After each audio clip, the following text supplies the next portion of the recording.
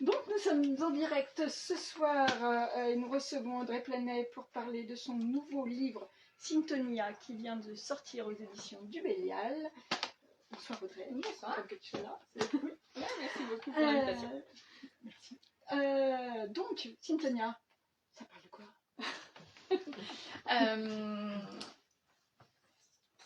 Voilà, oui, tout va bien. ça. Non, mais je me dis que tout le monde l'a déjà lu vu qu'il est sorti genre il y a quelques jours. Oui, alors non. Je pense que le nombre de personnes qui l'ont acheté, puis les gens qui sont sur Instagram. Non, mais sur Instagram, et ils ont après, tous déjà voilà. acheté, tous les années. Non, donc sans spoil. Voilà, sans ça spoil. se passe sur la planète Terre en 2354. Bon, je ne sais quelle raison. Et en fait, on est sur une civilisation, enfin, l'humanité qui a survécu après un grand nombre de guerres, en fait, qui forment une guerre de 100 ans, une guerre qui a duré plus d'un siècle. Ça s'appelle la guerre des Ires. Donc, vous imaginez toutes les tensions qu'on a actuellement qui pètent, voilà, pour de vrai, et pendant très longtemps. Suite à cette grande guerre, toutes les nations sont détruites. Il n'y a plus l'Europe, il n'y a plus les grandes alliances, et également la planète a également beaucoup souffert au niveau de l'environnement, et donc la nature est devenue relativement hostile, et l'humanité a survécu quand même dans des cités-États. Donc on s'est replié sur nous-mêmes, hein. Donc des cités-États qui, pour certaines, ont réussi à s'élever sur de grandes tiges. Donc la couverture magnifique de Aurélien Polis qui montre bien ça. Donc la principale ville dans laquelle a lieu l'action, c'est Venise, qui est donc une ville-tige, élevée sur ces grandes tiges. Mais il y a d'autres villes quand même qui se sont soit élevées, soit des villes bulbes qui sont restées au sol et qui se protègent constamment dans des confinements, comme nous avons tous bien connu, mais là c'est un peu plus corsé. Voilà, tout ça grâce à la nanotechnologie, donc c'est la technologie vraiment qui sous-tend, qui tient toute l'intrigue du roman, qui est en fait la maîtrise parfaite à un niveau nanométrique de la matière. Donc on est sur la manipulation de matière à un niveau nanométrique, et c'est ce qui a permis aux humanités de survivre, et l'intrigue tourne en fait autour d'une guilde, puisque à Venise, l'activité économique est organisée en guilde, et la guilde des Syntonia est une guilde qui utilise la nanotechnologie pour maîtriser, contrôler ses descendants. Donc ce sont des femmes qui peuvent contrôler leurs filles, et les filles, leurs petites filles, etc. Donc c'est une structure pyramidale matrilinéaire, évidemment. Tout ça grâce à de la nanotechnologie. Et en fait, voilà, au début du roman, cette guilde est décimée par une autre famille à Venise, et les 4 sœurs, donc chacune est convaincue d'être la dernière survivante de cette guilde familiale, va avoir un parcours en fait pour soit comprendre ce qui s'est passé, soit comprendre d'où vient cette nanotechnologie un peu particulière qu'elles ont, soit découvrir les différentes ficelles qui tirent un peu en coulisses ce monde. Donc on est quand même sur du complot politique, complot technologique, il y a plein de choses derrière. Voilà. Donc dès le début on est à Venise. Pourquoi est-ce que tu as choisi cette ville en particulier? Je ne sais pas. D'accord. Je n'étais pas encore allée à Venise. Je suis allée à Venise l'année dernière, mais je vous conseille, c'est très charmant. Allez-y avant que ça ne sombre dans la lagune, hein, parce qu'il y a un petit souci, Venise a un petit souci à ça. C'est pour ça d'ailleurs aussi que c'est une des premières villes à s'être élevée sur tige, parce que c'était la plus menacée en fait par l'enlisement dans la lagune, etc. Et la montée des eaux en général, et le réchauffement climatique. Très joyeux comme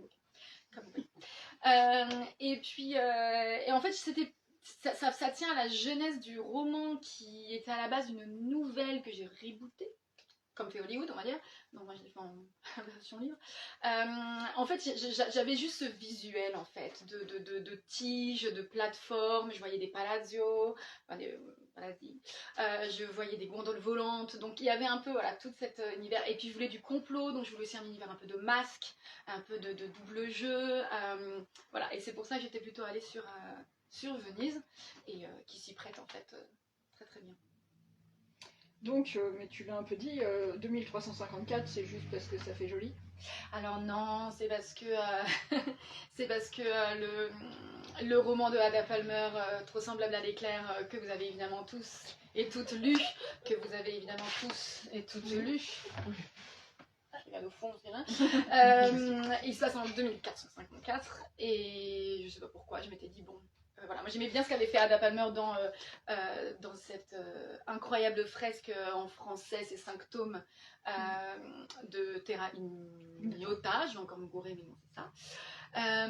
Qui était qu'en fait, elle place son action en 2054, mais elle raconte quand même comment on est arrivé de 2020, je sais pas quelle année elle a écrit, on va dire, de nos années à nous, à cet endroit-là. Et c'était aussi quelque chose que j'espérais pouvoir faire avec des ruptures. Bon, j'ai pas du tout atteint le niveau d'Ada Palmer, Ada Rules, quoi, comme on dit. Mais voilà, cette date était pour un hommage un peu à elle. Oui, puis on a une guerre de 100 ans, donc de toute façon, il fallait un peu de... Oui, voilà, c'est ça. Que ce soit proche, mais pas trop. Exactement. Et puis que la technologie ait avancé aussi. Exactement. Et c'est la difficulté en SF quand on pose un récit un peu dans le futur, c'est qu'il faut combler en fait ce qui se passe au milieu. Ce que je n'ai pas du tout fait avec Rossignol, comme vous savez, que vous avez également toutes et tous lu, parce que c'est un peu trop long de combler 10, 12, 15 000 ans, j'avoue. Mais là, effectivement, il y avait la question de si on met une 3e guerre mondiale, si on met de la dévastation au niveau de l'environnement, il faut quand même laisser les humains avoir des périodes de résilience où ils peuvent reconstruire et comment, donc il fallait un peu... Oui, puis là on sent que c'est installé, comme même si certaines sont justement encore des villes bulbes, les autres sont installées, donc ça fait un petit moment que la guerre elle est terminée. Voilà, exactement. Et puis il faut avoir eu le temps de faire des générations exactement, voilà. pour cette fameuse guilde. Donc, alors, il y a eu des petites vidéos sur Instagram, mais tout le monde n'a peut-être pas regardé les petites vidéos. Donc, pourquoi est-ce que... Voilà. Oui, mais sur Instagram, voilà, on ne sait jamais. Puis, donc, est-ce que tu peux nous parler de pourquoi tu as choisi de parler de nanotechnologie? Qu'est-ce qui a été un peu le... Ok. Alors, moment vérité. Oui, vraiment. En fait, à la base de l'histoire, il y avait une tentative complètement loupée pour moi d'écrire de la fantaisie. J'ai dû écrire 2/3 de page avant de me dire ah, la fantaisie, j'y arrive pas. Enfin, j'en lis pas. Donc à la base, c'était plutôt une forme de magie qui était, j'imaginais, une très chevaliérisque, enfin très chevalièresque, de guildes de chevalières qui auraient ce contrôle sur leur descendance par quelque chose un peu de magique. Alors, franchement, j'y arrivais pas, c'était pas dans mon genre et j'étais pas du tout, j'étais pas à l'aise avec et je me suis dit bon, on va switcher. Et ça marche en fait en nanotechnologie parce que j'avais aussi découvert le microchimérisme phytomaternel. Voilà, je recommence. Donc, il se trouve que j'ai eu la chance, le privilège également d'avoir 2 garçons, 2 enfants, et que j'ai appris pendant ma grossesse qu'il y avait un échange de cellules entre la mère et l'enfant et le fœtus, qui fait que, par exemple, moi, à un moment, on m'a fait une prise de sang pour voir les cellules de mon enfant. C'est-à-dire que dans mon sang, il y a les cellules de mon enfant. Et on a découvert que chez les mères, on trouve 20-30 ans après l'accouchement, trace des cellules de l'enfant. Ce qui est la même chose chez l'enfant, a les cellules de sa mère pendant très très très longtemps.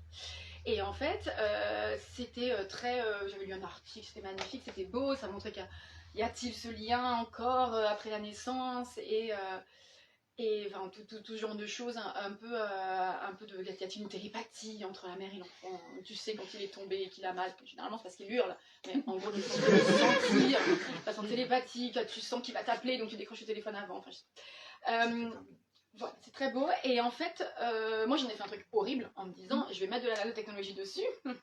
Donc on injecte des nanites pendant la grossesse, ce qui permet à la mère, une fois l'accouchement passé, de contrôler son enfant. C'est très très donc une forme de coercition complètement voilà, assez affreuse on va dire. Mais on en a toutes rêvé hein, quand on voit son enfant qui va faire une connerie, de réussir à l'arrêter à distance. Bon, elles y arrivent dans mon livre. Moi j'y arrive pas. Donc c'était cette idée-là, j'ai commencé un peu voilà, souvent moi mes textes c'est une addition de plein de petites idées comme ça, donc j'avais cette idée d'en faire quand même une structure, une guilde, j'ai toujours voulu, enfin j'ai fait quelques nouvelles, vous avez tous lu toutes mes nouvelles. Ok, il y en a beaucoup. Dans certaines nouvelles j'aime bien tester un peu tout ce qui est télépathie, je trouve ça fun en fait, et compliqué, mais je trouve ça fun, et là je voulais revenir sur un peu une forme de manipulation télépathe. Et donc c'est pour ça aussi que j'avais un peu mis tout ça ensemble. Et puis en fait en mettant le doigt dans dans l'engrenage des nanotechnologies. J'ai lu beaucoup dessus, j'ai vu toutes les autres applications de la technologie et j'ai trouvé ça foisonnant et passionnant. Et je me suis dit, ben, je vais faire plein d'autres guildes qui auront plein d'autres capacités et pas seulement celle-ci. D'ailleurs, il n'y a que les Symphonia qui ont cette capacité, qui connaissent les nanites, qui permettent de manipuler sa descendante. Et donc, voilà. Après, ça s'est construit un peu, j'allais dire tout seul, mais pas du tout, non, j'ai souffert, mais ça s'est construit peu à peu. Déjà, alors, comme on a dit, il y a beaucoup de nouvelles, mais quand même, dans les titres les plus connus, nous avons eu Rossignol avant ça, et on a déjà cette thématique de la maternité. Ouais. C'est important de traiter... Oui, ouais. Ah, ça va me poursuivre encore un petit peu, je pense, pendant un moment. En fait, dans Rossignol, que vous avez encore une fois toutes et tous lu, je vous remercie beaucoup pour ça. Il y a quelque chose de très beau autour de la maternité, c'est quelque chose de très fusionnel et que je trouvais que j'avais voulu vraiment y mettre tout ce qu'il y a de plus positif. Et Symphonia est un peu le penchant inverse qui est de montrer également comment c'est aussi une histoire de contrôle et de coercition et voilà, et quelque part la façon dont on est construit par ça peut après avoir des conséquences très longtemps dans notre vie. Donc c'était une autre façon d'explorer la thématique, j'avoue. Je vais m'occuper des pères, un de ces quatre, ne vous inquiétez pas. Mais pour l'instant, c'était pas. Enfin, j'ai écrit une nouvelle où il y a un père, quoi. Mais oui, je crois que c'était une envie d'explorer encore un peu le sujet, ouais. Donc, dans cette Venise, on parle beaucoup de mode. On sent qu'il y a une importance quand même là-dessus et tout ça par rapport aux robes et tout. Je pense vraiment que la société elle va pas évoluer de ce point de vue qu'on est bloqué là-dessus. Ouais, je pense qu'on est pas mal bloqué là-dessus. C'est le truc qui traverse les époques de toute façon, oui. Toujours. Et c'est en fait un repère visuel qui permet aussi de bien montrer les époques et les influences, etc. Donc, ouais. Et puis la nanotechnologie aujourd'hui, vous en avez sur vous en fait. Les applications, il y en a dans plein de choses, mais si vous allez à Decathlon et vous achetez Quechua, ils vendent Quechua à Decathlon. Ouais. Tous les tissus déperlants, tout ce genre de choses, c'est la nanotechnologie. En fait, on traite aujourd'hui énormément les tissus. C'est l'application textile est le premier truc qui a été commercialisé. Donc, je trouvais ça naturel de l'amener aussi beaucoup dans le roman, enfin, qu'une de mes personnages un peu se lance dans cette industrie-là. Parce que oui, c'était le truc qui était plus ancien en termes d'application de la tech. Donc on a des villes tiges, on a des villes bulbes, et après il y a l'extérieur, les gens ils vivent comment? Ils vivent pas du tout, ils sont tous morts. Ouais. Non, il y a des villes tiges, donc qui sont élevées en tiges, il y a des villes bulbes, donc celles qui sont encore au sol, mais qui ont un système je sais plus comment je l'ai appelé, de bulbes, de corolles, de grandes... qui se referment sur elles pour en fait les fermer la nuit ou quand il y a des tempêtes de pollution, des pics de pollution, etc. Il y a également des fermes. Alors les fermes en fait ce sont des grandes étendues de culture qui englobent plein de villages qui sont en fait, vous imaginez Trantor, vous voyez dans Fondation que vous avez tous et toutes lu, on va reprendre. Donc en fait c'est juste qu'ils se sont blindés en se construisant un toit, donc c'est de l'acier à perte de vue, mais ils font des cultures en dessous. Et dans mon roman, il y a tout un système de contrats, et les fermes sont en contrat avec des villes, tiges ou bulbes pour les nourrir, on leur rapporter toute la nourriture. Donc il y a quand même des systèmes de fermes. Après, il y a aussi des villes qui sont bulbes et tiges, je pense à Prague, si vous voulez, il y a un peu de... Il y a des petits mélanges. Mais on sent que malgré tout, c'est concentré sur des choses comme ça. Ailleurs, il y a vraiment... Ah non, ailleurs, il n'y a plus rien. Et puis, je me dis même qu'il y a des continents entiers qui sont devenus de façon complètement invivables ou hostiles. N'allez pas aux États-Unis en 2354, ni en 2025. Mais voilà. J'aimais bien aussi ce qu'avait fait... Ada Palmer l'avait fait dans Trop sans le mal éclair. Elle avait dit non, les États-Unis, non. Il n'y a plus rien. Et elle avait fait, je l'avais entendu en table ronde, où elle disait qu'elle avait fait pour montrer un peu aux États-Unis qu'on pouvait écrire des livres où ils n'étaient pas là. Ils n'ont peut-être pas compris. Et c'était pas les héros du truc. Donc, oui, j'ai voulu aussi quelque chose de très hostile pour justifier le fait de se concentrer dans des villes qui ont aussi beaucoup de contraintes quand on vit sur un espace aussi restreint qu'une ville tige, pas que des plateformes de ville tige. cette société du futur, elle donne quand même une impression de régression au niveau, je trouve, surtout social, parce qu'on sent que c'est vraiment des grandes familles et tout ça, et les autres, voilà. On a les familles, les jeux de pouvoir et tout, on va pas s'en sortir. Non. D'accord. Non, mais... on m'a dit un jour j'écrivais de la SF positive, et je sais pas où les gens ont vu ça, parce que franchement je vois pas. Non, là c'est un peu... comment dire, c'était un peu sur les côtés de les tendances, je sais pas, anthropologiques, on pourrait dire, ou en géopolitique, que dans la grande crise, on revient à des choses plus simples et structurées et des bases. En fait, là, en plus, géographiquement, il n'y a plus beaucoup de territoires habitables, donc il y a un côté voilà, de revenir en arrière. Et on revient, enfin, c'est vraiment c'est vraiment de la nouvelle féodalité, enfin, c'est vraiment des villes qui sont sur du néo-féodalisme.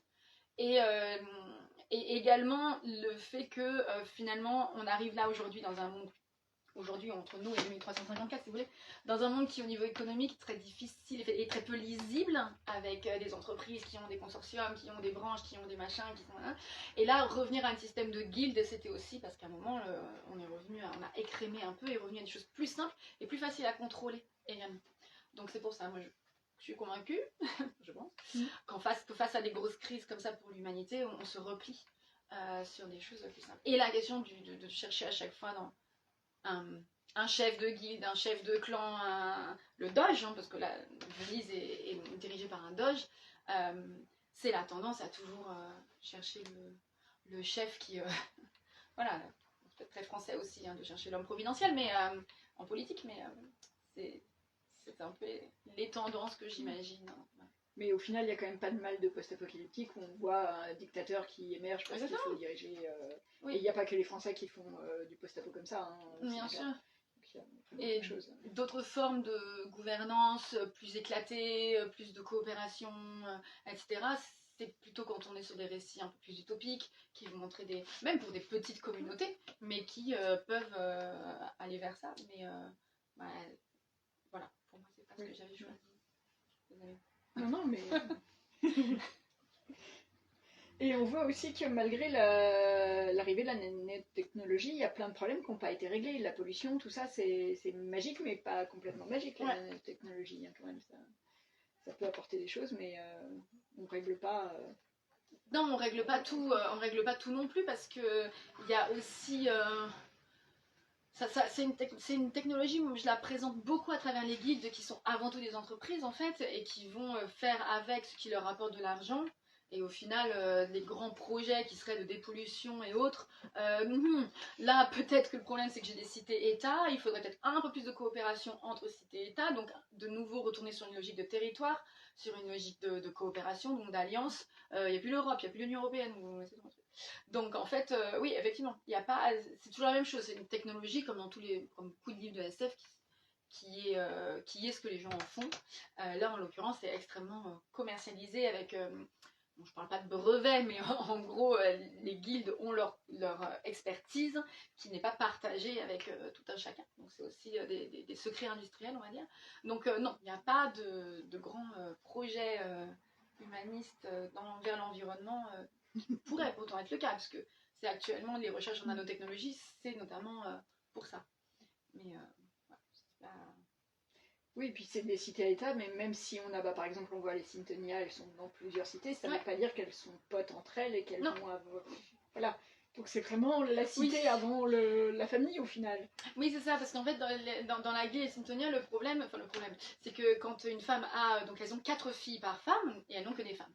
Elles n'ont que des filles. Donc elles ont 4 filles, et puis chaque fille a 4 filles, etc.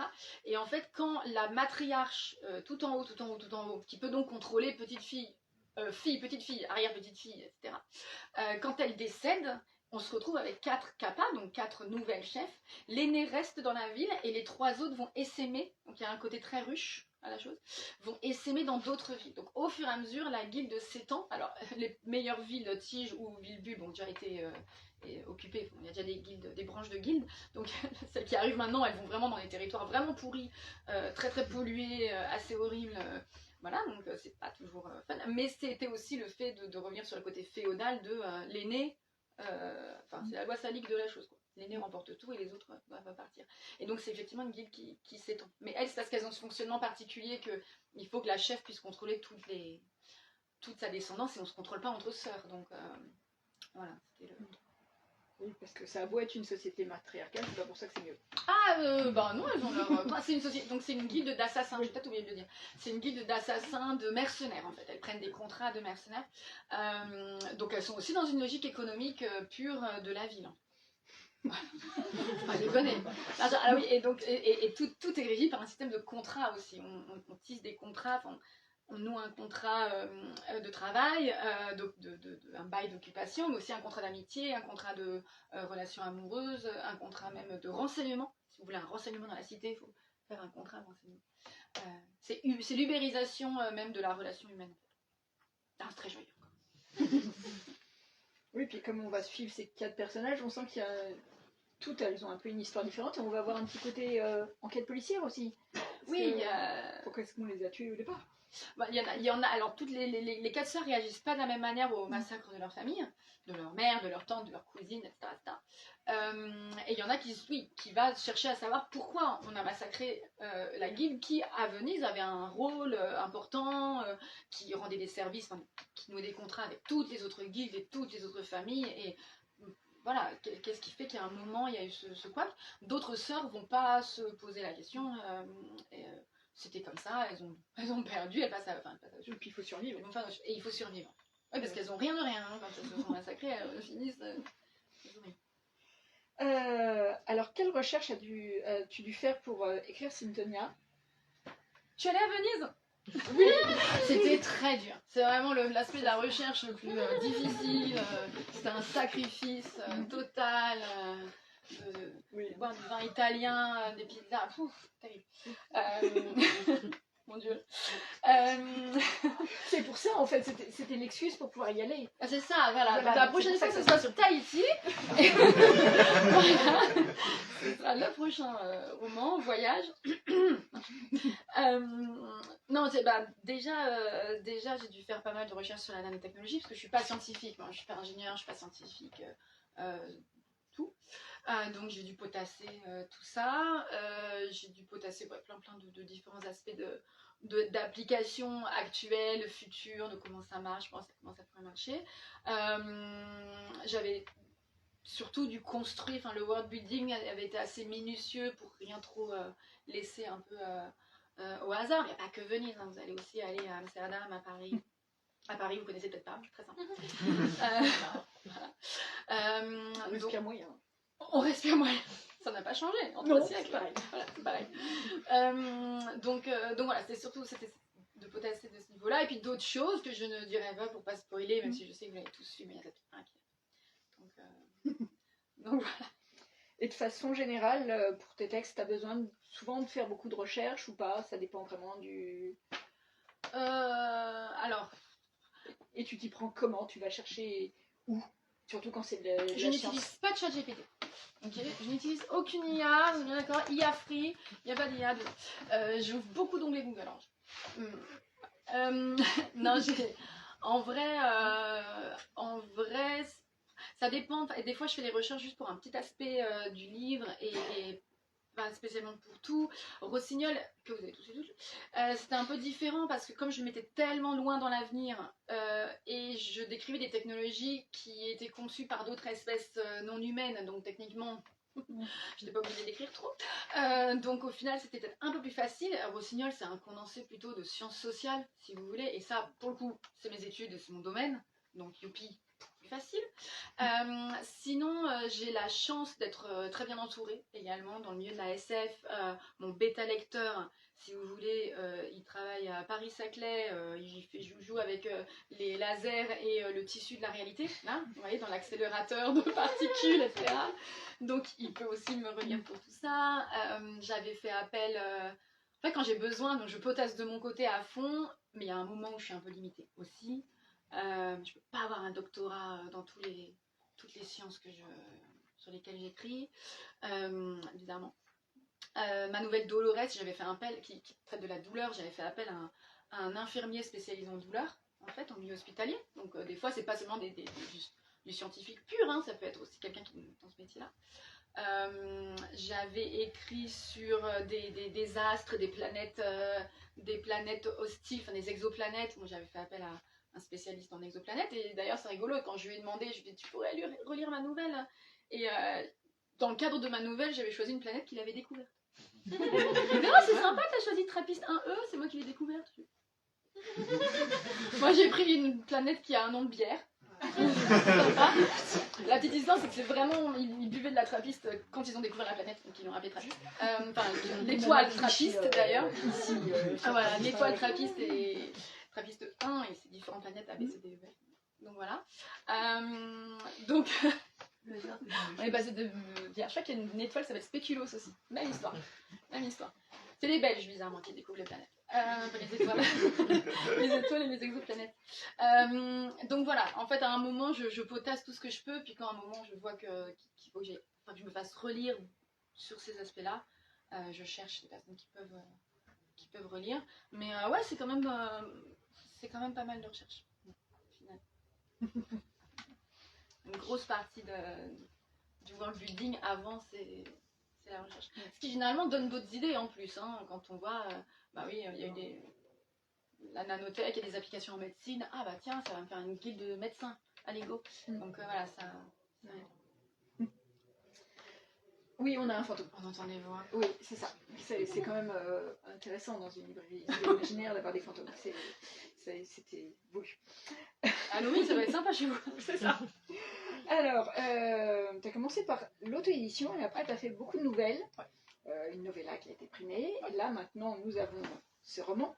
Qu'est-ce que tu peux donner comme conseil aux gens qui écrivent de la SF et qui cherchent à se faire publier? Est-ce que justement le texte court ça aide ou Oui. Non, moi j'ai écrit des nouvelles parce que j'étais terrifiée à l'idée d'écrire un deuxième roman. Voilà, c'était un peu une façon de repousser l'échéance. Et en fait, c'était le texte court, il a plein d'attraits pour se faire connaître déjà, parce qu'il y a des canaux de publication spécifiques, aussi parce qu'on a vite la réponse. Ça s'écrit vite, on va dire. Ça s'écrit plus ou moins vite. Voilà, on a la réponse vite. Il y a des canaux qui les publient, il y a des magazines, il y a des webzines, il y a des anthologies, il y a des appels à texte, il y a des concours, des concours de textes de nouvelles. Donc moi en fait c'est comme ça que j'avais commencé. J'avais mon roman en auto-édition et j'avais eu la chance d'opportunité de faire Livre Paris. En me vendant un rein pour avoir un stand et dédicacer mon livre en auto-édition. Et avec les auteurs avec qui j'étais, ils avaient dit on va faire des petites nouvelles qu'on pourra proposer gratuitement aux gens, donc c'était un goodies. Et j'ai fait Citoyen Plus en fait, qui est une nouvelle qui a très bien marché par la suite. Et donc il y a cet intérêt au niveau de la publication, de se faire connaître par la nouvelle et par le texte court en SF surtout, ça marche très bien. Fantasy, fantastique, je suppose aussi. Pour le reste, policier, feel-good, blanche, je sais pas si la nouvelle a une place plus que ça, mais voilà. Et puis ensuite, ça fait beaucoup travailler la plume et ça fait beaucoup travailler les thématiques aussi. Ça permet de travailler différentes formes narratives. Moi, j'ai écrit une nouvelle qui était à la première personne singulier, à la troisième personne présent, passé. Enfin, vous pouvez faire tout ce que vous voulez. Vous pouvez écrire que en ellipse, que en dialogue. Enfin, on peut vraiment s'amuser. Tester les différentes longueurs aussi, faire de la micro-nouvelle ou aller à la nouvelle à chapitre, que j'ai commencé à faire beaucoup plus tard pour le coup. Donc ça permet vraiment de forger sa plume. Moi je l'avais pris aussi comme un exercice de je vais taffer, je vais affûter ma plume, parce que c'était les retours que j'avais eu sur mon roman en auto-édition. Et donc j'avais participé à plein de concours de nouvelles. Parce qu'il y avait la petite contrainte de respecter un texte, d'avoir un peu voilà, la contrainte de taille, etc. Et j'ai dû envoyer 10, 12, 15 nouvelles à des concours de nouvelles. Et on a un retour, parfois. Et voilà, il y en a qui ont été publiés, donc c'était plutôt cool. Ça m'a permis d'aller dans les salons du livre aussi, invité par les éditeurs qui avaient fait ces anthologies-là. Donc de serrer la main aux éditeurs, de boire des cafés avec les éditeurs et de leur dire et donc vous cherchez quoi? Une forme plus longue? Donc il y a ça aussi, hein, tout d'un coup on met le pied dans le milieu un peu et c'est comme ça que j'avais rencontré le Bélial parce qu'ils avaient une boîte de Haribo sur leur stand. Oui, toujours. Ah, ouais, pas compliqué, hein, café ou Haribo, je suis là.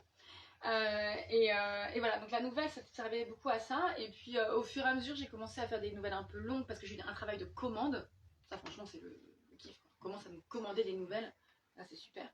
Et puis au bout d'un moment, j'ai senti, voilà, ma plume était affûtée, mes thématiques, elles étaient plutôt bien cernées. Je savais un peu vers quoi j'allais, ce que je préférais. Et puis je commençais à me sentir à l'étroit en nouvelles. Puis au bout d'un moment, on a une limite de taille. Et c'est là où je suis passée à Rossignol, pas beaucoup plus long, mais un peu plus long. Voilà. Donc, ouais, je conseillerais de travailler de la nouvelle, d'écrire de la nouvelle à fond.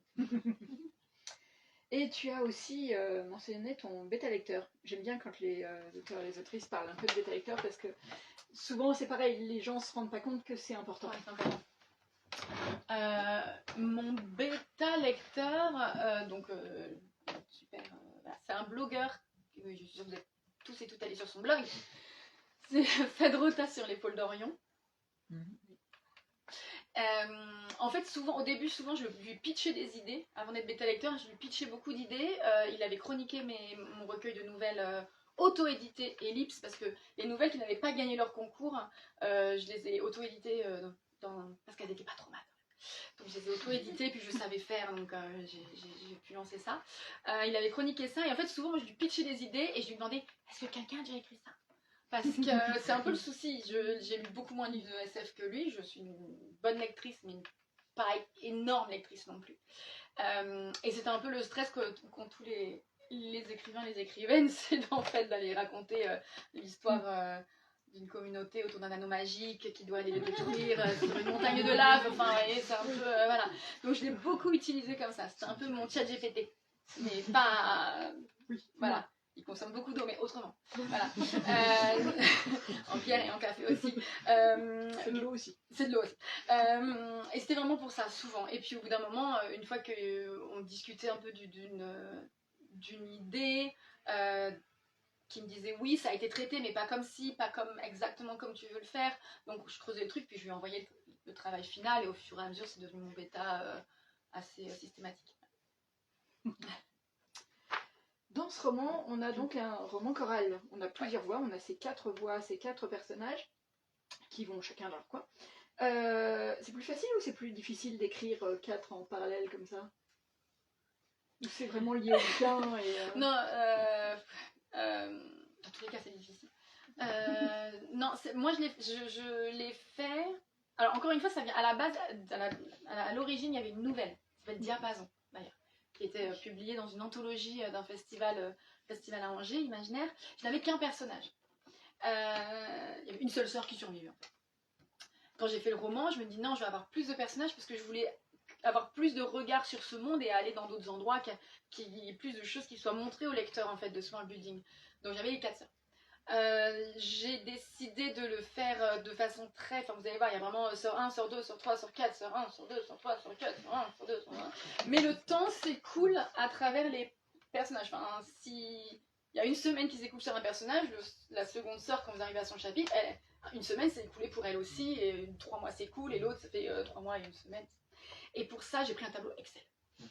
Voilà, si vous voulez écrire, en général, c'est Excel la base. Excel, c'est la base en fait, de la structure. Donc, quelque part, pour moi, ça a été plus facile parce qu'une fois qu'on a cette contrainte de faire arriver quelque chose à chaque personnage à travers une certaine temporalité, si vous trouvez ce qui arrive à mon personnage Talia et à mon personnage Agnésé, bah, il faut bien qu'il arrive quelque chose aux 2 autres parce que le temps d'arriver au chapitre d'Agnésé, bah, il y a un autre chapitre avant. Donc, ça m'a un peu forcé aussi, ça m'a aidé sur ça parce que j'avais une structure à suivre. Voilà. Ce qui était vraiment aidant, je trouve, au final. Mon éditrice sera peut-être pas d'accord, mais je trouvais que c'était aidant. Voilà. Alors que dans Rossignol, on a une structure beaucoup plus organique, où dans le même paragraphe, elle parle de son enfance, de son adolescence, du présent, de ses aspirations futures. On a quelque chose de très très organique, pas du tout... j'avais Excel aussi pour Rossignol, évidemment, mais je ne l'ai pas utilisé autant voilà, pour organiser la marche du livre. Donc ouais, c'était un peu aidant sur un petit pavé de 400 pages. Ouais. 412. Donc, conclusion, Excel quand on écrit. Donc en plus Excel, ouais. Excel de base, hein, pas besoin de tableau croisé dynamique, hein, sur Excel. Oui, mais instinctivement, les gens qui vont écrire, ils vont pas dire que c'est Excel, c'est plus pour les... Oui, non, faut structurer, pour structurer un propos, être bien sûr d'avoir bien fait avancer le temps pareil pour tout le monde, d'avoir bien abordé tous les sujets, fermer les portes de tout le monde, respecter le temps, parce que les trajets, enfin plein de petits détails comme ça. De s'assurer aussi que les sœurs, enfin tous mes personnages, mes 4 sœurs, elles vont vivre des choses très très fortes, elles vont avoir besoin de temps pour s'en remettre, de temps pour digérer, etc. Et puis des fois, comment dire, elles sont sur une petite ville tige, elles vont peut-être se croiser parfois. Donc il y a aussi des choses aussi qu'il fallait suivre minutieusement. Voilà. Sinon mon éditrice, encore une fois, allait me tomber dessus. Donc, il fallait être minutieux. Est-ce qu'il y a des questions dans le public? Des gens qui l'ont lu ou pas lu? Si, pas lu, je veux bien. Ok. Tout à l'heure, vous avez dit que ça vous paraissait surprenant qu'on parle de SF positive pour vous. Pour moi. Alors, j'avoue que moi, j'ai lu que Rossignol, mais que j'ai absolument adoré. C'était un de mes coups de cœur de l'année dernière. Et je trouve que c'est ultra feel-good Rossignol. Ça m'a fait penser à Becky Chambers. J'ai trouvé que c'était un bonbon. Je l'ai lu vite fait. Je vais vous laisser discuter entre vous. Mais pourquoi? Enfin là, clairement, on est sur de la dystopie, mais pourquoi ce serait pas positif Alors, il faut lire toutes mes autres nouvelles. Il y en a 40 environ, ça va passer crème. Parce que souvent, quand je suis sur des univers dystopiques ou des futurs un peu dystopiques, j'ai beaucoup écrit pas en cyberpunk, je dirais pas exactement ça, mais en dérive des nouvelles technologies, on va dire. D'où mon amour pour ChatGPT, parce que je vois tout qui nous attend. Bref. Et bien, en fait, je mets quand même pas un point d'honneur, mais il y a quand même assez souvent le personnage principal qui, lui, va réaliser certaines choses, qui tire les ficelles dans ce monde, comment ça part à la dérive, à quel point c'est pesant, liberticide, etc. Et donc, je pense que comme dans plusieurs nouvelles, j'ai eu des personnages qui, à la fin, sortaient un peu de la matrice, on va dire, les gens disaient « Ah, mais c'est super positif ». Mais au final, c'était souvent que ce personnage qui réalisait ce qui lui est arrivé, etc. Et qui donc disait moi, j'ai retrouvé cette liberté-là, voilà. Mais ça ne veut pas dire qu'il libérait tout le monde, enfin, c'est pas Néo non plus jusqu'au bout, quoi. Keanu Reeves n'est pas à libérer, à sortir tout le monde de la matrice. Donc, c'était pour ça, en fait, surtout sur ces nouvelles-là qu'on m'avait attribué ça. Et puis Rossignol, je vous laisserai débattre après. Je sais pas. Et je vais pas spoiler ceux qui l'ont pas lu, mais qui repartiront avec, j'en suis sûre, parce qu'il est sur la table derrière. Voilà, il y a des choses aussi... Oui. Voilà. Dans Rossignol, j'ai voulu montrer aussi juste une vie, en fait. Et une vie, c'est du positif, c'est des épreuves, c'est de l'espoir pour la suite, c'est des choses qu'on perd aussi, enfin, des deuils à faire, enfin, tout ce genre de choses. Oui, mais de toute façon, il a beau être effectivement dans un monde qui n'est pas fabuleux. Il n'y a pas non plus une noire... Je sais pas, on n'a pas un sentiment atroce de noirceur. Il y a des bouquins de SF... je suis sûre qu'ils sont quand même bien plus déprimants que... Ah, tant mieux. Je sais pas, il y a quand même non, mais je comprends, ouais. Donc non, c'est pas de la SF positive, mais de toute façon, je cherche pour le moment, j'ai pas trouvé tant de Français qui sont capables de faire la SF positive. Là, je suis d'accord, d'accord, trop ouais. optimiste, non, mais pas assez. Et... On sait. Et en même temps, je voulais pas faire le héros solitaire, dark, dans une allée avec son grand-père très bougon et grognon et je ne sais pas là. Donc c'est aussi peut-être parce que j'ai pas choisi ces héros-là, oui, au final, qu'on n'est pas dans ce type de visuel-là immédiatement. Donc c'est aussi, voilà, elles vivent des trucs atroces au début, au milieu, un peu à la fin aussi. Mais il y a une résilience de... oui. Voilà, mais ouais, le héros solitaire très dark. Il y a une question sur Internet. Il y a des questions sur Internet. Waouh, il y a du monde. L'une d'entre elles rejoint ce que tu viens de finir. Est-ce que finalement l'espoir d'avoir une égalité homme-femme est vain dans ton roman? Ouais, voilà. Est-ce que l'espoir d'avoir une égalité homme-femme est vain dans mon roman? Ouais, je sais. Bon, spécifiquement dans Syntonia, il va pas répondre en direct sur la question pour la clarifier.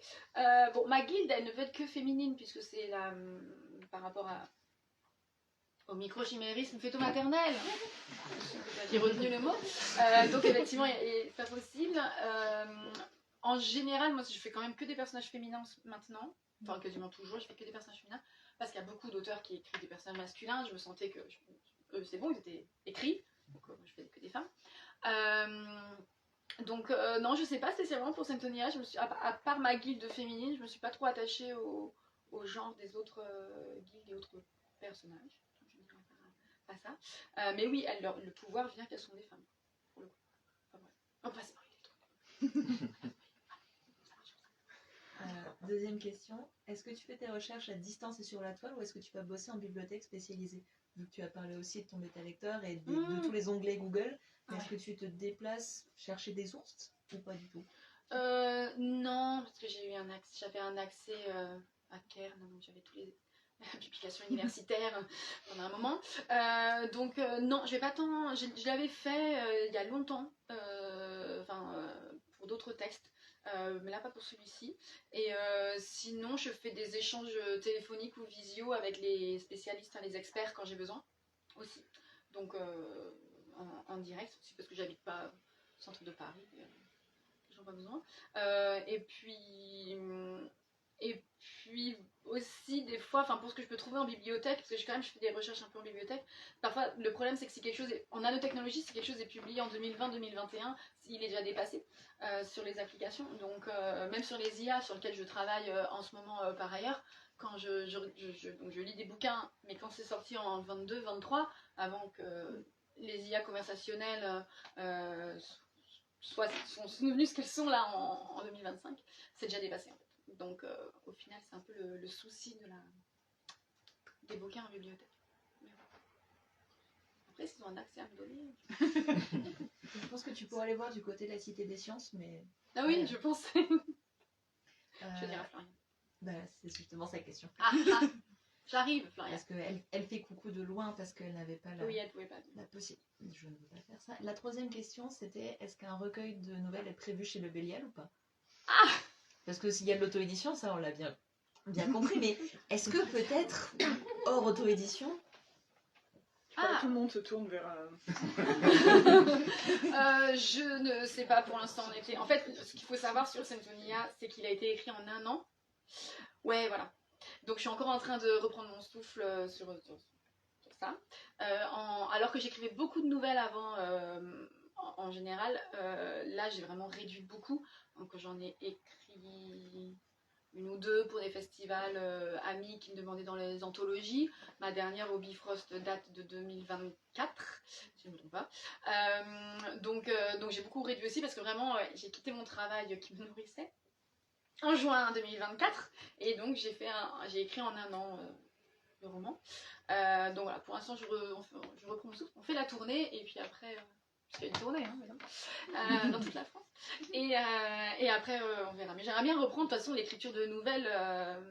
C'est sûr, c'est une forme qui n'était pas une forme par défaut, pour le coup. J'en ai parlé tout à l'heure comme une forme d'apprentissage et de se faire connaître. Mais la nouvelle en SF est une vraie forme de récit qui a toute sa place. Et d'ailleurs, dont des recueils, des anthologies, on en voit de plus en plus. Donc, j'y retournerai. Qui reste une petite question.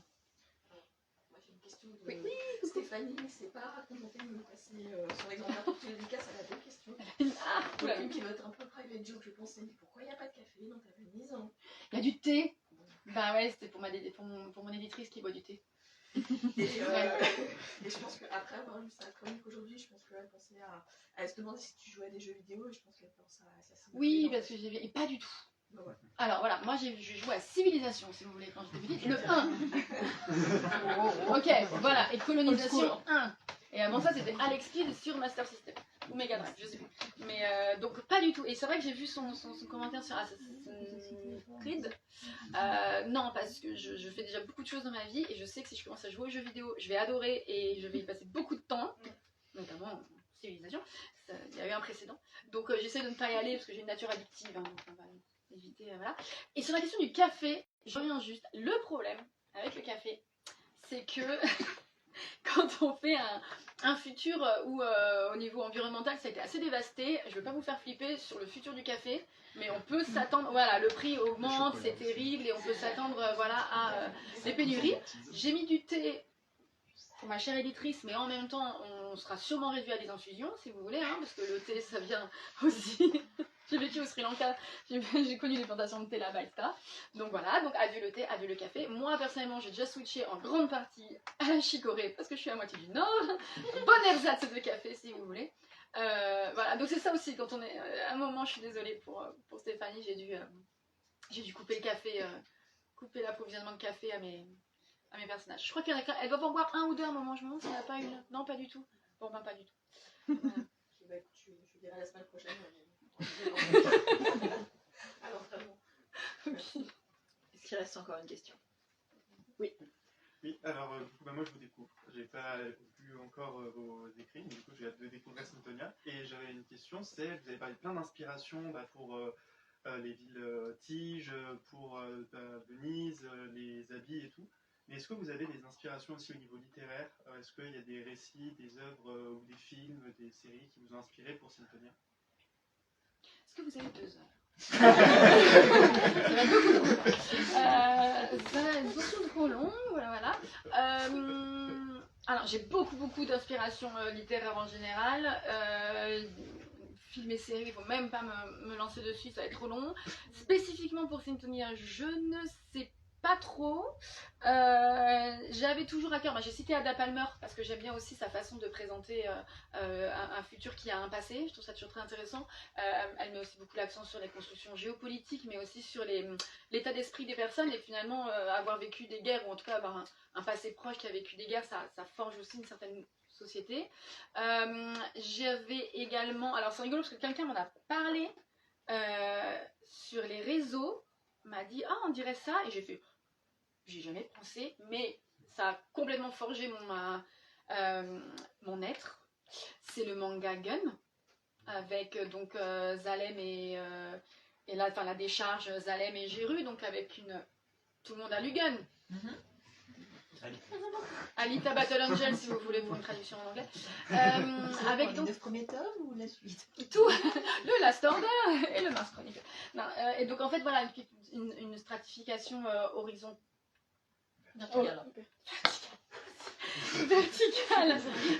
Verticale avec les riches moins riches, etc. Le fait d'élever les villes pour survivre, donc il y avait eu un peu de ça. Quand j'avais beaucoup lu quand j'étais jeune des récits très fun sur l'utopie, et l'utopie est beaucoup liée généralement à l'urbanisme, et donc il y a aussi toutes les questions de la ville idéale, si vous voulez, de tout ce qui est familistère, enfin de cette organisation de villes en fait, dans qui regroupe tout ce dont on a besoin pour vivre de façon assez serrée, assez cloisonnée. Donc tout ce qui était urbanisme, ça m'avait pas mal inspiré. Mais après, ça a été fait de manière très inconsciente, je pense, au final, dans Symphonia. Il y avait encore une question. Ouais, alors, moi c'est peut-être un peu annexe. Enfin, je n'ai pas encore lu Symphonia, mais... Ok, ouais, il est sorti depuis une semaine. Oui, il fallait que je lise Rossignol déjà. Ah, ouais. Mais puisqu'on parlait tout à l'heure des villes qui ont survécu et de la tendance à se tourner vers, à se replier, à se regrouper vers le chef, l'homme providentiel, le système un peu autoritaire. La Suisse, elle est devenue quoi dans Symphonia? Je crois que j'ai pas de ville tige en Suisse. Je crois que j'ai Lyon, j'ai une ville forteresse à Lyon. C'est pas la Suisse. Mais c'est pas... Non, mais je me dis, je suis en train de voir que moi je suis allée plus en France au sud. Est-ce que je suis allée... Je me dis, est-ce que je suis allée plus à l'est que ça? Non, j'avais pas, je suis désolée. La Suisse. Donc il y a Prague d'un côté. Non, il y en a d'autres. Il y a aussi, il y a Munich, il y a Nuremberg, il y a d'autres villes. Prague n'est pas la plus, c'est pas la première. Il y en a d'autres. J'arrive à sauver un peu quand même. Après, il y a aussi des fermes qui sont des grandes portions de territoire en fait. Qui s'étendent, mais bon, le récit va pas trop dans les fermes non plus. Ouais, désolée pour la suite. Vous êtes suisse? Non, enfin, j'y vis en partie. Mais... Ouais, je suis sûre que Genève au moins s'en est sortie. Pardon? Je suis sûre que Genève s'en est peut-être un peu sortie. Zurich, Lausanne. Allez, voilà, on va sur Genève. Quelle apostrophe. Donc, de toute façon, si vous avez des questions encore, vous pourrez les poser pendant la dédicace. Merci Audrey, merci tout le monde. beaucoup.